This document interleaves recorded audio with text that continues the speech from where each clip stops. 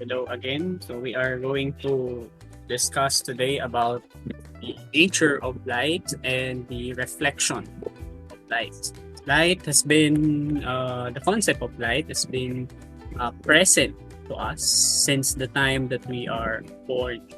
So yung una nating nasisilayan ay hindi naman ang mukha ng nanay nating or kundi yung ilaw na galing sa bombilya ng operating room. So that's the first thing that we are able to see, the light. So this light is already been present since the day that the earth has been created. Sabi nga, di ba? So let there be light. Yun ang unang-unang winika sa divine creation. So light is already there. So we are going to look into the different nature, how the theories had been presented to us by different scientists, and this light has its dual nature. So there are different theories of light. So we have here, the first theory is that the light is a wave. According to Christian Huygens in 1690, light is a wave. So therefore, since light is a wave, it have these properties of the wave as well, such as reflection, refraction, diffraction, and interference. Another theory that was given to us is the corpuscular or particle theory, which was proposed by Sir Isaac Newton in 1704. Here, he stated that instead of light as a wave, light is in a particle. Anong ibig sabihin ni Isaac Newton dito? Based on his experiment on a small hole and a candle experiment, pumasok yung ilaw doon sa maliit na butas. Bakit? Dahil nga, ang sabi niya, particle kasi yung ilaw. So if it's a wave, it will not pass through that small circular opening, and therefore, it will be blocked. Since the light passes through that small circular opening, Isaac Newton noted that this light has a behavior of a particle.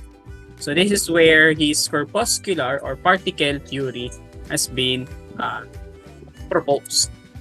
So we have here Sir Isaac Newton on the left side and Sir Christian Huygens on the right side. Another theory that was proposed by James Clerk Maxwell in the late 19th century is the electromagnetic theory. So here, the electromagnetic theory, it behaves like a wave, but it's not just like a type of wave, but an electromagnetic wave, where it composes of magnetic and electric field.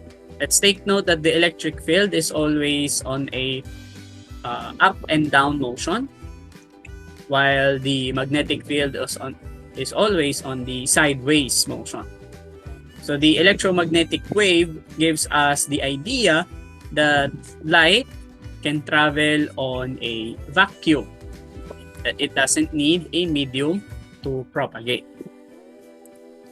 Another theory is that according to Max Planck, that was proposed by Max Planck in the late 19th century, that light is a particle as well, which disproves that light is emitted by packets of energy called quanta. Pag sinabi natin quanta, it composes or it carries the energy, which each quantum was named by Albert Einstein as a photon. So here, on this diagram on the filament bulb, it projects light.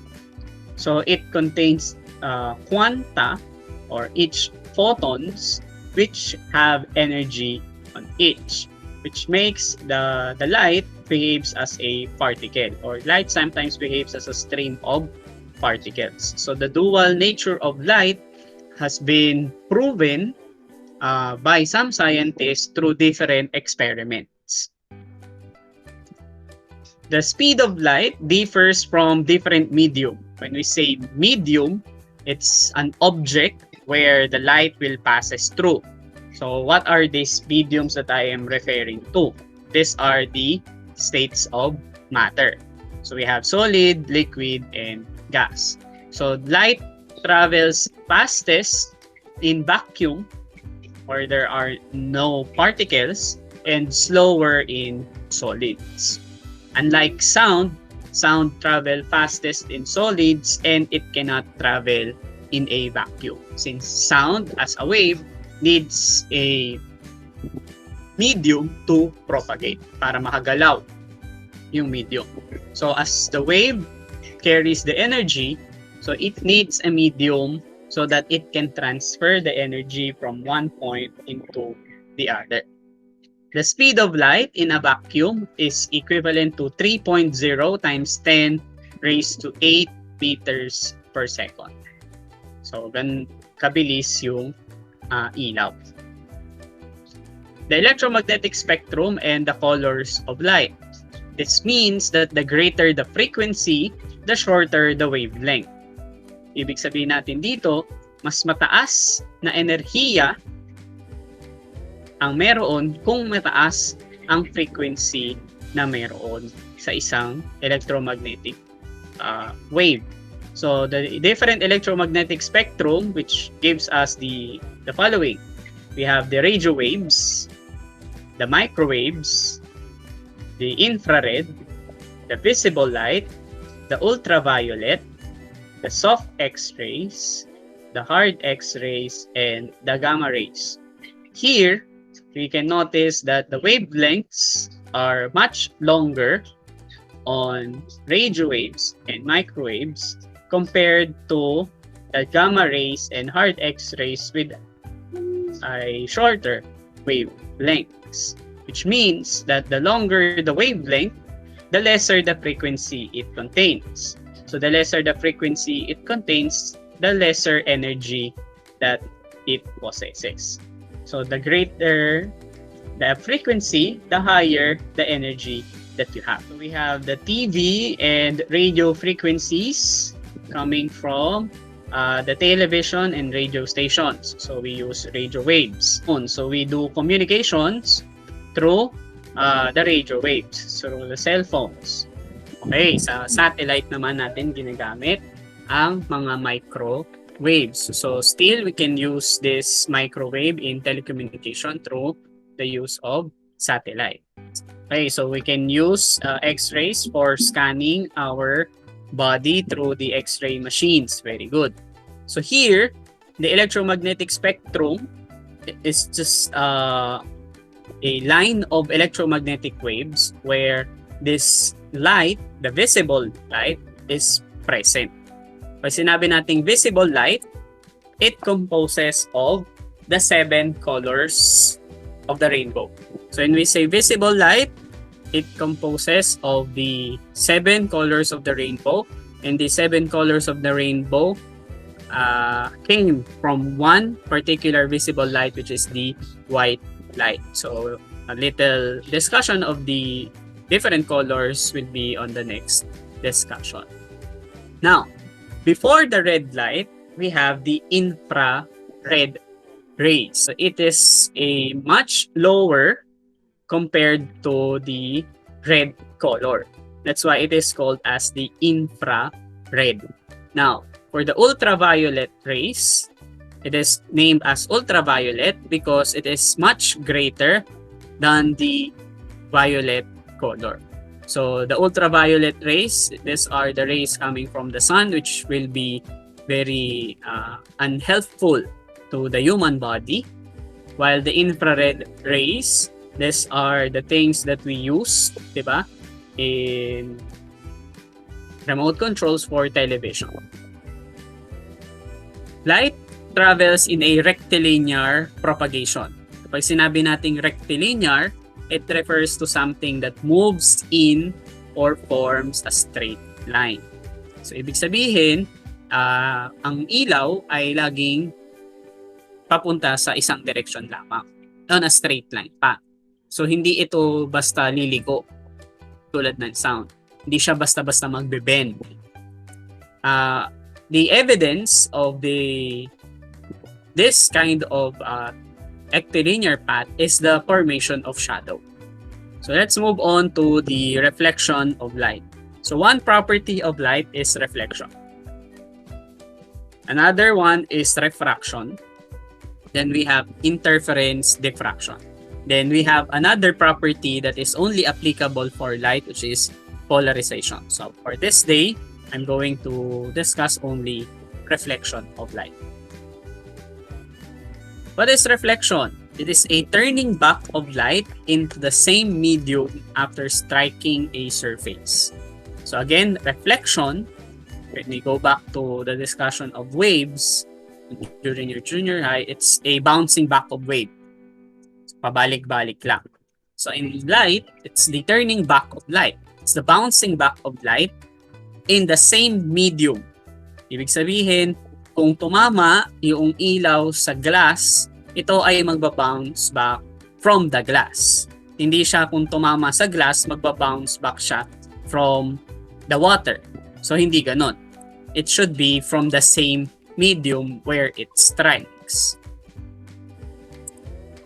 So this is how the reflection looks like. If it's on the 90 degree, so diretso lang siya magre-reflect. Ganon. So if you have a different angle, then it will reflect on an angle as well. So you will notice that it bounces back. So it strikes back from the same medium where it strikes. It bounces where it strikes. The same medium where it strikes. So ganyan. Bounce, bounce, and here bounce. So that's how reflection works. So to identify and to look into more deeper how we are able to analyze reflection of light, so we can look into this diagram. So we have here this dashed line. This is the point. The normal line has been created where on the point where the incident ray strikes the surface. Okay, so your blue ray here strikes on this point, so we will create a normal line. Then you will have the reflected ray coming from the point where the incident ray strikes. Okay, so that's the reflected ray. It's the red ray. So the angle between the normal line and the incident ray is called as the incident angle or the angle of incidence. While the angle between the normal line and the reflected ray is called as the angle of reflection or the reflected angle. The incident ray is the ray that strikes the surface. So ito yon, the blue one. The reflected ray is the ray that rebounds from the surface. So ito yung nag-strike back. Then we have the normal line, which is an imaginary line which is perpendicular to the surface. So again, the normal line is just an imaginary line that is perpendicular to the surface. Now, the angle of incidence, again, is the angle between the normal line and the incident ray. While the angle of reflection is the angle between the normal line and the reflected ray. Number 1, so the angle of incidence is equal to the angle of reflection. So kung ito ay 30 degrees, the angle of reflection is still 30 degrees. Halimbawa, naglaro ka ng bilyar, di ba? It's following the same principle. Whatever angle that the cue ball has been launched, di ba? That's the same angle that the numbered or the colored balls on the billiard will move into. Kaya pansinin nyo, kapag nanood kayo ng billiard game, na naglaro kayo ng billiards, it will follow the same principle, the same law of reflection, aside from momentum and impulse. Then number 2, the incident ray, the normal line, and the reflected ray lie in one plane. They will always be within a plane. Within one plane. Sabi ko nga kanina, di ba? Hindi po pwede na yung incident ray ay tumama sa glass number 1 at magre-reflect siya sa glass number 2. Or, nagkaroon ka ng incident ray sa glass number 1, tas yung reflection ay manggagaling sa kahoy. So, hindi po pwede yun. They will always be lying on one plane. So, kung glass ito, sa glass din siya mag-reflect. It will coming from the same plane. The reflection of the light will always come from the same plane. So, there are two types of reflection. So, we have the regular reflection and the diffuse reflection. Regular reflection formed on a smooth surface. Very, very smooth surface. So you will come up with a regular reflection where the light, all lights coming from the source of light will reflect back from the surface. A diffuse reflection is that it's coming from a rough surface. So kalat ngayon yung reflection na makikreate. Here, you can come up with a fine image sa regular reflection. Where in the diffuse one, para siyang blurry image. A mirror has defined to us as any surface. Kahit na anong surface. Any surface. Ibig sabihin, kahit anong pang bagay yan, basta smooth enough to produce a regular reflection of light, we can call it as a mirror. Nakukuha? Look, this calm water reflects the hand of the certain person. And it has a regular reflection. It has an image, a clear image. Therefore, this calm water here can be a mirror. Tama?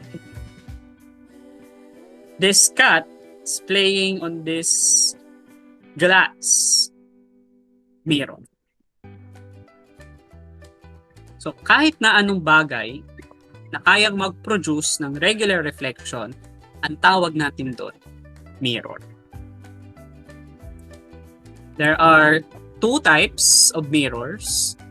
We have plain mirror, it's a flat surface mirror, and a spherical mirror or a curved mirror. It is named spherical mirror because this mirror came from a big sphere. And then it was just carved in two. So, kinuha lang siya doon sa spherical na glass. Then there is a coating. Paano ba ginagawa yung mirror? So, silver nitrate ang dating ginagamit sa mga glass na ikino-coat sa likod. The greenish part, di ba? Yung pag tinignan yung likod ng salamin, may para siyang green na itsura. So, that's silver nitrate. Yun yung kino-coat sa mga salamin para maging mirror to come up with a regular reflection. So, a spherical mirror has two types as well. We have the convex mirror and a concave mirror. Convex and concave mirror, which I will discuss on the next meetings. So, let's move on to images. Images have two types as well. The first one is a real image. A real image has the following properties. The first one, a real image is formed in front of the mirror. Kapag sinabi nating in front of the mirror, it can be projected on a screen. So halimbawa, nanonood ka ng pelikula sa isang movie house, then the image that you see in front of you is a real image. It is being projected through a screen. And it is always inverted. Sir, pero bakit po yung nakatayo na po dun sa nakikita ko? Then therefore, there is another object that makes the real image coming from a mirror to become like that, which is lenses. So, ang gagawin ng lens ay pabaliktarin niya yung pinoproject ng mirror. So, which I am going to discuss on the next meetings as well. So, anong ibig kong sabihin? So, this projector here, so mga LCD projectors, di ba, meron niyang mirror sa loob at meron din niyang lens sa loob. So, the mirror is the one that's responsible of projecting it on a screen. The lens is responsible for making it bigger and making it upright. Nakukuha? Question. Clarification before I proceed.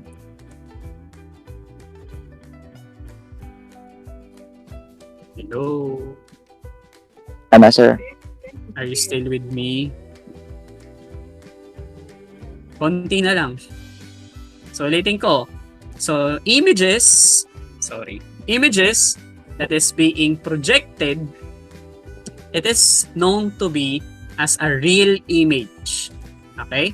Lahat ng napo-project na image ay real image. Okay? Next.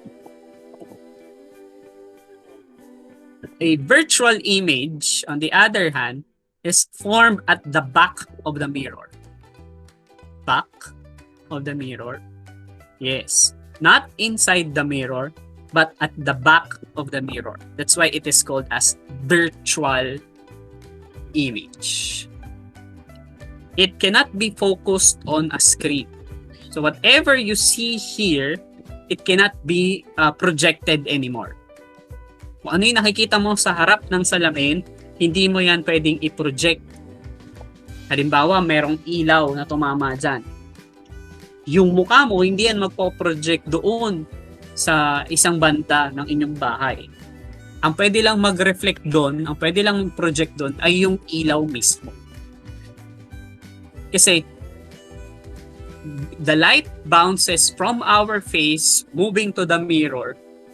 That's why we are able to see our own reflection.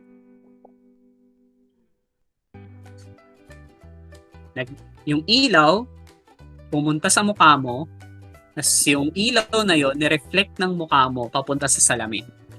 Kaya nakikita mo ngayon yung reflection mo doon sa salamin. At yung image na yon ay na-form sa likod ng mirror. And you will always notice that the image is always upright or erect, nakatayo, and laterally reverse from left to right. Anong ibig sabihin? Kapag tinaas mo yung kanang kamay mo, as if that the image that you are seeing is raising his left hand. Just like in this picture. Diba?